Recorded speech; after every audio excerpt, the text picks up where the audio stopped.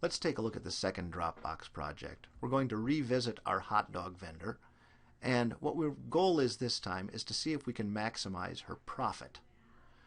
So since profit is revenue minus cost, we're going to have to go down and enter some cost data. So she calculated her costs per game and put them down in that column. We know how to calculate revenue. Revenue is price times numbers sold. And then profit is going to be revenue minus cost. So let's put all that into our spreadsheet over at GeoGebra. We copy. We go to GeoGebra and we paste it in. Now let's finish off our spreadsheet. Revenue was selling price times numbers sold, so that's going to be A2 times B2, and all the way down, same thing. Profit is revenue minus cost, so that's C2 minus D2, and we can find the profit all the way down as well. Notice that the maximum profit so far occurs at $2.50. Sadly, though, $2.50 also gave us one of the lowest possible profits. So without doing a little statistical work, we're not going to know what the good model is. Okay, to get ready for that, let's create the cost function. The cost function is a linear function of the number sold. That is, the more we sell, the more we create, the more we have to spend in production. So let's put these in as ordered pairs, B2, D2, and extend our way all the way down to there. If we take a look at these points, we can see that they do in fact form roughly a straight line. So let's take the best fit line and put it in there and put it in the proper form. And notice that we now have y equals 49 cents per hot dog as the cost, plus a fixed cost per game of $27.54. That's the y-intercept. There's a question about why those might be called those things. We're not going to want, though, the cost as a function of price, or of numbers sold. We are going to want the cost as a function of the selling price. We can do that because the number sold is already a function of the selling price. Let me remind you of that. Let's put in that equation as well. To do that, we'll need to revisit the first problem. So we need selling price as the x-coordinate, number sold as the y-coordinate, and that will be our predicted number as a linear function of price. We'll put those in as A2, B2, and work our way down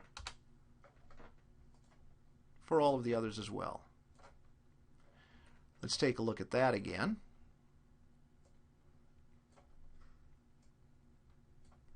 And remember that that was roughly linear as well, so we created a linear model for that, and it looked like this. Okay, what we're going to need to do to make cost a function of selling price is to take the formula for the number sold as a function of selling price and substitute it for x in the first equation. That will be our actual cost function. So let's retype that in, and then we'll get rid of the other things. C of x, this is our cost function, is as a function of selling price 0.49 times the number sold, but the number sold is predicted as negative 25.59 x plus 98.51, and then plus fixed cost 27.54.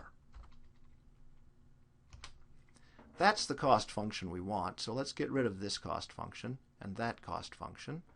And then let's click on one of these and hide all of those points. We don't want any of those showing.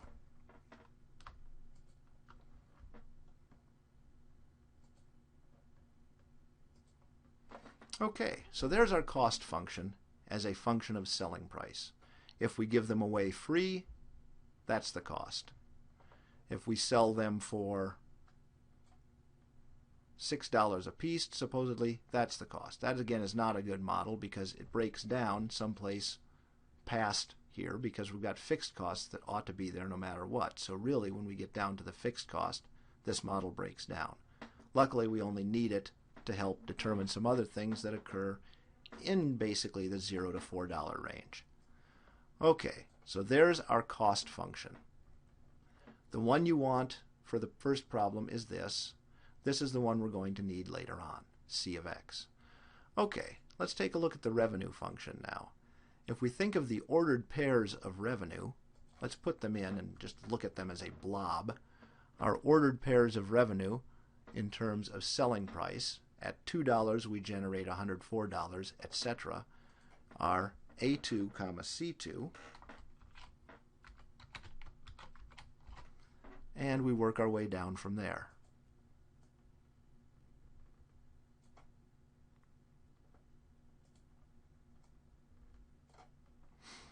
Let's take a look at how they look on our model. Notice they're definitely not a line. They're pretty much just sort of a blob. But if we think about what they ought to be, because they are a product of the selling price and a function of the selling price, you're going to get an x times a function that has an x, and you're going to get an x squared sort of thing going on in there. So what these should be is roughly a parabola. Let's see if we can fit a parabola to it, and it's not going to be one we're going to use eventually, but this is the best fit for parabola. To do that, we first have to turn this collection into a list. And then we want to fit a second degree polynomial, so we say fit poly, and then we make the name of what we want to fit, and that we call L_1, that's how we get the subscript, comma 2 for second degree, and that's the function we get. Now this function has some major problems with it. The biggest one is right here. If you think that this is revenue as a function of selling price, supposedly if we give them away free, someone's going to give us $50. Well, that ain't how life works. So this model is not good realistically. It may fit statistically, but we know it doesn't fit the reality of the situation. So even though this is the best parabola that fits through there, it's not the best parabola that fits through that also fits the real life situation. So we don't want that one. And again, that kind of gives away one of the answers. But let's get rid of that, hide it for now, and let's create one that does more of what we want. And let's create it directly using some math. The revenue is a function, a product of the selling price times the number sold. And again, the number sold can be given by the model negative 25.59x plus 98.51. So we put in that and we make our revenue function R of x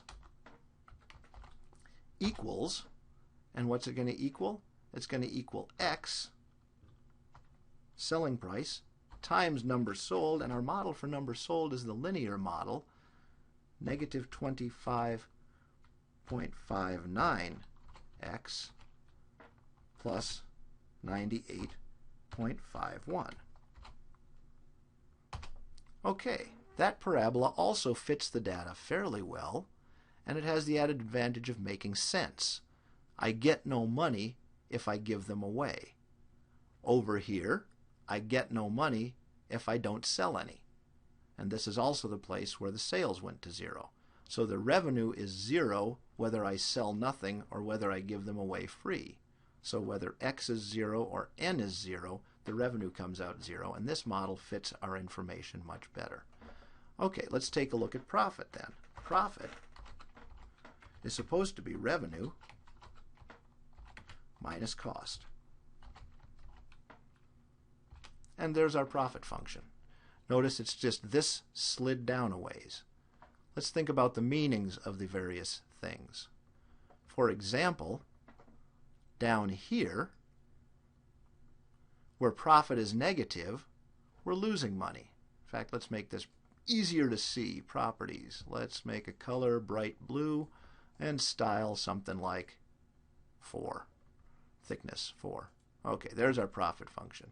Notice from here over to here, from giving them away free to selling them for that much, we're losing money. Where it's positive, we're making money. So how do we find the difference between those? We find these points. Those are called the break-even points. Anything in between, profit. Anything to the left or right, loss. Okay, now the major question is, how do we find the high point there, which should be the selling point, that selling price that maximizes our profit? Here we go. We put in